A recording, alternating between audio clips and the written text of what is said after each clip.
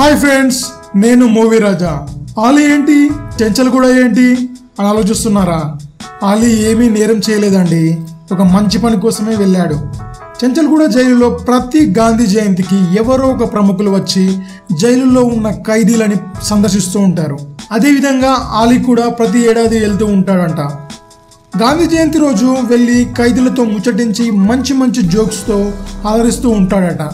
ఈ ఏడాది కూడా ఆలీ చెంచల్గూడ జైలుకి వెళ్ళి సందడి చేశాడు. తన జోక్స్తో నవ్వించడమే కాదు, నలుగురు ఆడ ఖైదీలని, నలుగురు మగ ఖైదీలని కూడా దత్తత తీసుకున్నాడట. అక్కడున్న అధికారులు దత్తత తీసుకుంటే బాగుంటుంది అని ఆలోచించగానే ఆలీ ఒప్పుకున్నాడట. మొత్తానికి ఆలీ తనలో ఉన్న మానవత్వాన్ని మరొకసారి చాటుకున్నాడు. ఆలీ ఇలాంటి సేవా కార్యక్రమాలు గతంలో కూడా చాలా చేశాడు. ఆలీని చూసి చాలామంది నేర్చుకోవాలి అంటున్నారు విశ్లేషకులు. మరిన్ని మూవీ న్యూస్ కోసం ఛానల్ని సబ్స్క్రైబ్ చేయండి. Thanks for watching. బాయ్.